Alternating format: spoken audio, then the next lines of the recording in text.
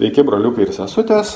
Na kągi, šį kartą norėčiau jums papasakoti. Ogi šį kartą bus pasakėčia apie įdomienas iš terariumo. Na, tiem, kas galbūt nesenai mane klauso, tai parekomenduočiau YouTube kanale yra playlistas pasakėčių, tai pirmą perklausyti būtent tą pasakėčių playlistą, o paskui jau klausytis tų įdomienų, tada bus žymiai aiškiau ir paprasčiau ir nereikės čia pykti planetos Žemė gyventojams, kad čia nesąmonės kažkokios, tai noriu priminti, kad čia viskas yra apie išgalvotą terariumo pasaulį, sakykime, kuris yra visiškai fantastiškas ir bendro turi su mūsų nuostabia planeta, tik tiek, kad yra, kaip sakykime, toks paralelinis pasaulis ir ten jau yra visi antrininkai mūsų, sakykime, gyvena ir visų organizacijų ten ir panašiai. Nu, tai labai daug nenoriu kartuotis, tai pereisiu prie įdomienų žodžių iš terariumo gyvenimo. Nu irgi iš terariumo tam gyvenimą, ten pasitaikė, žodžiu, mano tam antrininkui vėl biliuko kalba apie tai, kad karvės ten per daug, žodžiu, perdžia ir augėja ir išskiria netgi 6% tų vadinamų šiltnamio dujų, ten metano ar panašiai. Nu ir kągi tas biliukas sako, nu žodžiu, nėra, sako, kitos išeities, arba reikia karvės pakeisti, kad jos nebeperstų taip smarkiai, arba reikia tiesiog išmokti gamintis tą karvę dirbtiną mėsą, tarakonų ten pieną kažkokį ir panašiai. Nu, bet savo, kaip sakant, tą propagandą jis labai susirūpinęs, aišku, jau to klimato kaita, nu, aišku, čia, kadangi tos karvės perdžia, tai labai keičiasi labai klimatas smarkiai ir, žodžiu, dabar reikia būtinai su tom karvėm arba atsikratyti, arba jas kažkaip pakeisti, nu, kad, žodžiu, sumažinti tais 6%. Aišku, tai mano tas antrininkas sako, tai kad jam atrodo, kad tą biliuką reikėtų iš tikrųjų patį pakeisti arba pakabinti ant 5G antenos kažkokios, tai ir iškart pagerėtų klimatas, paspinduliuotų ten jisai ir nustotų, žodžiu, ir karvės tada būti pavojingos, apskritai baigtųsi visi, kaip sakant, tai ir kataklizmai ir taip toliau, nu, gal čia ne vien tik tai biliuką turėjo omeny, bet apskritai tos nevidono tarnus, kurie manipuliuoja tais orais visai kaip ir paskui perša nesąmonės, kad čia keičiasi klimatas ir panašiai. Tai tokia buvo ta nuomonė, sakykime, ir įdomiena. Šiaip videosiukus įdedu aš į Telegramą, tai daug ten jų visokių pridedu, o į TikToką tai ten buvau irgi pradėjęs truputį dėlioti, bet iš karto parėjo krūvą visokių banų, jau dabar net nesu tikras, ar nebenuneš ten man jau to TikToko kanalo, tai į TikToką jau nebedėliosiu.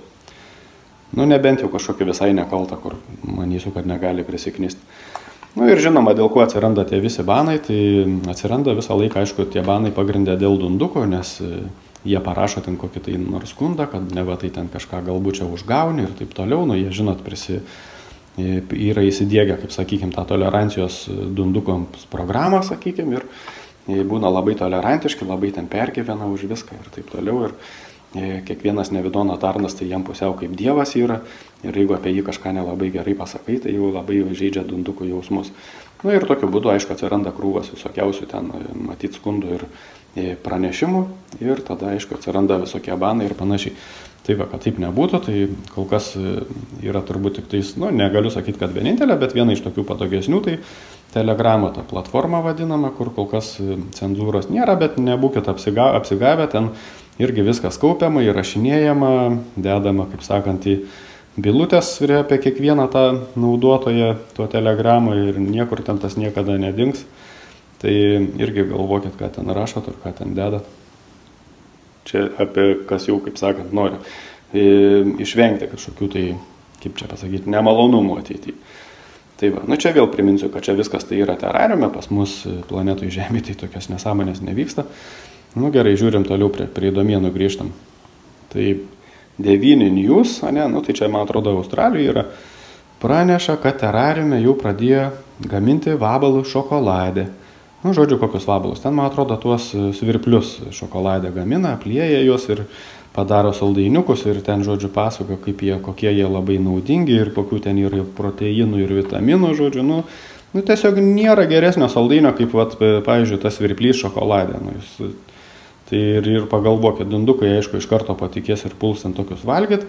Tai dundukais, kaip sakykim, normalus žmogus, aišku, niekada nevalgys tų vabalų, bet kas yra pavojinga, tai vaikai, nes vaikų ta sąmonė, jinai yra, kaip sakykim, tokia dar pažydžiama. ne kiekvieni tėvai ten dirba su savo tais vaikais, su sūnumis ir dukterim ir neišaiškina jiem visų tų dalykų, netgi vaikam, jeigu ir išaiškini, sistema visą laiką diegia, kad nereikia tikėti savo tėvais ten ir panašiai. Ir netgi išaiškinus vis tiek tie vaikai, jeigu aplinkui visi tai klasiokai ar kokie nors ten, sakykime, valgys ar kieme ar kažkas tai valgys tuos vabaliukus, sakykime, šokoladę, tai ir tas vaikas irgi norės būtinai paragauti, jeigu dar pasakys, kad čia labai skanu ir taip toliau. Tai vat didžiulį pavojų aš įžvelgiu vaikam iš tikrųjų, nes nevidono pagrindinis ir yra tikslas, tai būtent vaikai. Tai vaikus jis, aišku, labiausiai nori sugadinti, pakenkti jiem, nes jau tie vyresni, vienas dalykas jau ir sunkiau jos yra paveikti kažkaip tai, nes turi, kaip sakant, žmonės jau savo tą stuburą kažkokį tai vienokį ar kitokį, o vaikai jie yra ir mokyklose netgi, taigi juos ten mokina, kad jau vienas geriausių maistų arba ateities maistas, tai čia jau yra tik tais vabalai. Taip, toliau. O kas čia toliau? O NATO, terariume NATO, klaunas ten toksai pagrindinis, robas kažkoks ten generolas ar vadovas jisai yra. Ir jam, žodžiu, prasidėjo šizofrenija kažkokia. Taip, nu kaipgi jam pasireiškia ta šizofrenija? Ogi ta šizofrenija pasireiškia, kad jam Rusija dabar vaidenasi visur. Irgi esu įdėjęs vidosiuką, galit pažiūrėti Telegrame.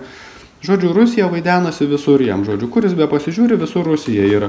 Nu, o iš tikrųjų, sakykime, gal reikėtų tą žmogų patikrinti, ten jo psichiką patikrinti, ar kaip, nežinau, bet kasgi jie patikrins, jeigu visur jis sėdi tie nevidono klapčiukai toj sistemos hierarchijos pakopose visuose ir niekas, aišku, jo nepatikrins. O žinant, kad, sakykime, tam terariume, tai ar NATO, ar Rusija, tai yra tiesiog viena kompanija, tai galim sakyti, kad NATO ir yra Rusija, ir Rusija yra NATO, nes tiesiog jie vieni su kitais ten bendradarbiauja, vaidina spektaklį dundukams, nu, kad paskui tie dundukai, prisiklausę tokių visokių melagienų, eitų ir vieni kitus žudytų. Nu ir žinoma, tada jau visi tie nevidono tarnai galėtų maudytis ir mėgautis būtent tuose kraujo ir kančių upėse. Ir tokiu būdu, aišku, dar jie ir išnaikintų daug žmonių. Tai va, tai žodžiu, tokios melagienos visokios stumiamas kiekvieną dieną praktiškai ir ruošiami būtent tie visi dundukai psichologiškai, kad jau greitai reikės eiti ir vieniems kitus žudyti. Taip, o kas čia toliau? O Turkijoje, žodžiu, irgi labai čia įdomus dalykas. Turkija buvo kruša, nu, tai pagalvokit, atrodo, nu ir kas čia buvo ta kruša. Nieko tokio, visur tos kruša pasitaiko, ne, ir ten tie buvo nufilmuota, tie ledukai tokie, nu ne tokie jau ir dideliai žirnio ten kažkokio dydžio, bet va, tik tai vienas ypatumas, kad tie va, visi ledukai žirnio dydžio, tai buvo tiesiog plastiko burbuliukai. Tai irgi balti kaip ledukai, žodžiu, tik tais tiek, kad jie visai netirpsta ir yra grinai iš plastiko. Nu ir kaipgi čia taip galėjo atsitikti dabar toj Turkijoje, kodėl va, čia tie burbuliukai tokie plastiko iškrito. Nu, kai, sakykime, ten kažkokie miltus kažkokius išbarsto, tai sako, kad iš Saharos ten kažkoks tai smėlis, ne, ir panašiai. O čia dabar tiesiog matyti sumaišę konteinerius, ne tą konteinerį įkrovė į tą lėktuvą, žodžiu. Pasitaikė ten plastiko burbuliukai, jie matyt buvo panašus į ledukus. Žinot, jeigu ledukus išmeti, tai jie per kažkiek ten tų kilometrų ar kažkiek apauga atitinkamai ledo, tai jeigu jau pačiam viršui išmeti mažus ledukus, tai kad kol jie nukrenta, tai ir pasidaro ten ir teniso kamuoliuko dydžio arba dar didesni. Ir matyti tiesiog sumaišę konteinerį, vietoj konteinerių į tą lėktuvą su ledukais, tai jie įkrovė kažkokį konteinerį su tiesiog plastiko tais burbuliukais. Nu ir ką, tas pilotas praskrido ten, kur reikėjo ir tiesiog išpylė tos burbuliukus. Jis jau galvojo, kad ten jau viską padarė, kaip sakykime, taip, kaip jam liepta, o vat, tiesiog vat, lėktuvo terminale buvo sumaišyta, įvyko klaida, tai nieko nuostabaus, na, kaip žinot, tam terariume tai siekia visi ten tie nevidono tarnai modifikuoti visaip tos orus, kad galėtų tą klimato kaitą pateisinti, bet ir pas juos irgi pasitaiko vat, būtent tokių žmogiškų klaidų, iš kurių paskui jau aišku protingi žmonės arba ne ta pat protingi, neprotingi, gal dauguma žmonių protingų, bet tiesiog ne visi vadovaujasi būtent savo to proto. Ir ne visi sugeba galbūt 2+2 tą suskaičiuoti ir atsekti, kaip sakykime, priežastis ir pasiekmes ir panašiai. Nu va, žodžiu, turbūt užbaigsiu šį kartą tas įdomieną savo. Tikiuosi, jums buvo jos įdomios. Jeigu įdomios, tai aišku ir palaikinkit ir pasidalinkit su kom nors. Parašykit kokį komentarą ar klausimėlį. Nu ir iki kito karto.